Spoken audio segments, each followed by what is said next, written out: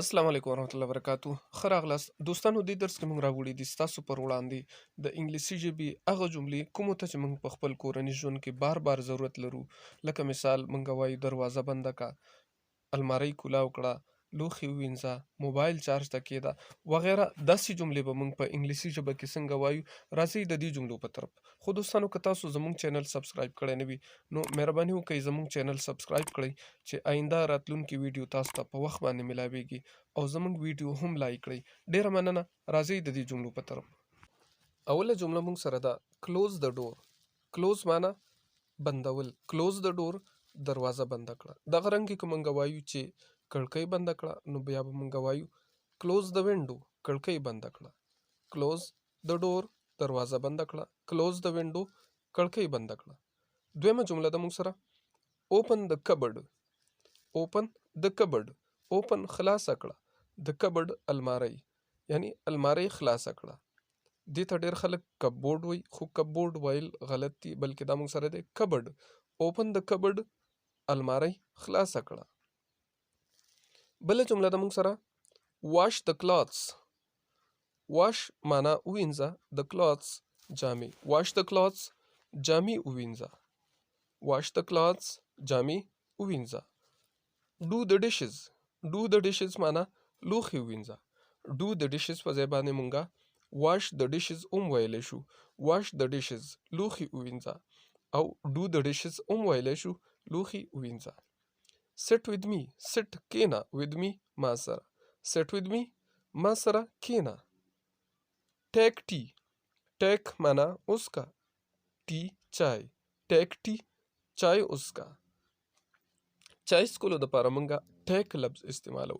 خو که مونږ وایو چې اوبه وسکه یا پیپسي وسکه یا نور مشروبات وایو چې هغه مونږه زر زر سکو نو هغې دپاره مونږه ډرینک لفظ راوړو. بیا مونږه وایو ډرینک پیپسي، پیپسي وسکه یا وایو ډرینک واټر اوبه وسکه. خو که مونږ وایو چې چای وسکه نو بیا مونږ وایو ټیک ټی. چای څکلو دپاره مونږ ټیک لفظ راوړو. ټیک ټی چای وسکه. بله جمله ده مونږ سره ټرن آن د فین. ټرن آن ولګوه د فین پکې. ټرن آن د فین پکې ولګوه. او که مونږ وایو چې بند کا پکې نو بیا به وایو ټرن آف د فین. ټرن آف بند کړه د فین پکې. ټرن آن د فین پکې ولګوه. ټرن آف د فین پکې بند کړه. بله جمله ده مونږ سره سویچ آن د ټي وي. سویچ آن د ټي وي.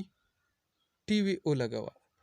ټي وي لګولو دپاره هم مونږه ټرن آن د ټي وي هم ویلی شو. دغه رنګې سویچ آن د ټي وي هم ویلی شو. سویچ آن د ټي وي، ټي وي ولګوه. ټیک ا بات. ټیک ا بات ولامبه. بات وی لامبلو ته. چې مونږ چاته وایو چې ولامبه نو وایو به ټیک ا بات ولامبه. که وایو چې زه لامبم نو وایم به چې آی ټیک ا بات زه لامبم. آی ټیک ا بات زه لامبم. ته ولامبه نو ټیک ا بات ولامبه. سویپ د هاوس. سویپ معنا جارو کا. د هاوس کور. سویپ د هاوس کور جارو کړه. سویپ د هاوس کور جارو کړه. بله جمله ده مونږ سره آیرن د کلاتس. آیرن استری کړه د کلاتس جامې. آیرن د کلاتس جامې استری کړه.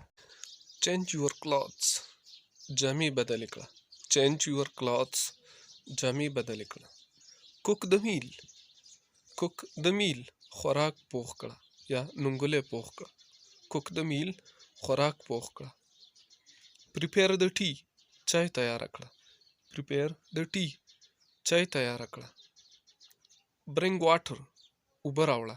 برنګ واټر اوبه راوړه. کم ټو د کچن اشپزخانې ته راشه. کم ټو د کچن اشپزخانې ته راشه. کچن ته راشه یا اشپزخانې ته راشه. د چایلډ ویپس ماشوم ژاړي. د چایلډ ویپس ماشوم ژاړي.